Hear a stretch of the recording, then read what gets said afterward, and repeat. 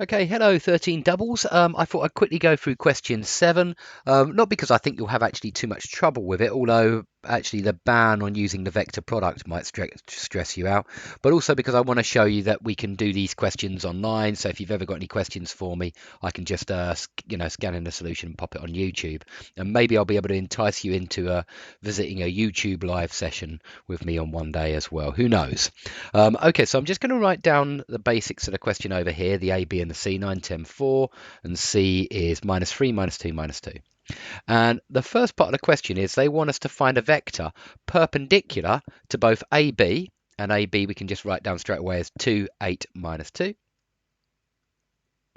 and AC, and AC we can write down as minus 10, minus 4, minus 8. And they want us to find a vector perp to both without using the cross product, which is ideal for this situation. Find a vector perp to both. I think the reason madas has suggested that is because this is part of this paper is designed to be like AS Core, and you haven't learnt the vector product in AS Core. But if I was given a choice, I would definitely use the vector cross product to do this. But let's just do it without the vector cross product. Okay, so all we need really is let's call our vector x, y, z. The only principle I'm going to use is that if I dot two vectors together and they equal 0, then they're perpendicular. That's a lovely test for perpendicularity. So I want the vector I'm looking for, which I'm going to call x, y, z. I want it to be the case that when I dot it with both of these vectors, it equals 0. That gives me two equations. 2x plus 8y minus 2z is 0.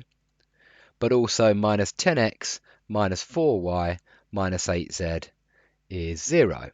Now, if we just halve this one over here, we get at least the coefficients of y which are the same. Now, it's important to note straight away here that you can't, in a traditional sense, solve this system of equations because I think when we solve systems of equations, we're normally looking for like a unique solution or coordinate, or maybe even two solutions or something like that. But if they're non-linear, but certainly with linear equations, we're used to there just being one solution. Well, if you've got two equations and three unknowns, the solution is not unique. That's the thing you need to remember. We can still approach the situation like we would do normally. So I've got the coefficients on y the same. So I'm going to approach it normally and just add them together. And I get minus 9x minus 9z is 0, or in other words, x is the negative of z.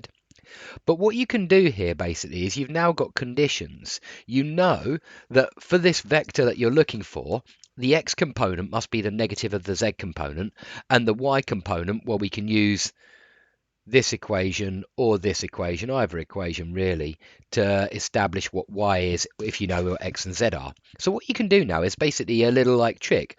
Let x equal 1. Well, then z is going to be minus 1. And if you plug those in, you'll find that y is going to be minus a half. If I use that, you've got 2. Then y's got to be minus half to make that minus 2 and make the whole thing 0. So we've basically got our vector now. But there's one extra condition. They said they wanted the vector to be complete integers. Now, if 1 minus a half minus 1 is perpendicular to both vectors, then use, if you like, 2 minus 1 minus 2. And that is a vector which is guaranteed to be perpendicular to both. And there you go. That's how you do it without the vector cross product. It's not too difficult, really. Now, if you want the equation of the plane, well, we know that that's going to be a normal to the plane. That's normal to plane, because both those vectors were in the plane. So we've got 2x minus y minus 2z is d. And then we want to make sure, and you can use any of the points here. I'm going to use A because it's just the first one I saw. We want to make sure, well, we need to find D. So we do 2 times 7, which is 14, minus 2, minus 12 equals D. Oh, and look at that. D ends up being 0. What does that tell you about our plane? Well, it tells you it goes through the origin, which is quite interesting, really. So there we go. That's the equation of our plane. Okay, part 2, or part B, should I say. They now tell us that we've got a straight line L. L is perpendicular to the plane, which means straight away I know the direction of my line in vector format because it's going to have exactly the same direction as the normal. Oh, and we know a point on this line, so I actually know the full vector equation of this line. And I want to find where this line intersects that plane. So that's a plane, let's call it pi, and this is a line, let's call it L. If I want to find where a line hits a plane, especially if the line's in vector format, it's easy then. I just plug it in. 2 times 11 plus 2 lambda, minus 3 minus lambda, minus 2 times minus 4 minus 2 lambda, equals 0. Let's simplify this. You've got 22 minus 3 plus 8. That sounds like 27 to me. Then you've got 4 lambda, plus lambda is 5 lambda, plus another 4 lambda is 9 lambda, equals 0. So lambda seems to be minus 3, and that gives you coordinates of Q. Just plug it back in here. You're going to get 5. You're then going to get 6, and you're lastly going to get 2, I think.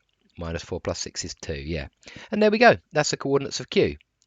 Part C, the very last part, also not really a problem. We've just got to find the distance between 11, 3 minus 4 and Q, which is 5, 6, 2. Well, the distance is going to be the square root of 6 squared plus 3 squared plus 6 squared. That seems to me root 81, and so the distance is 9.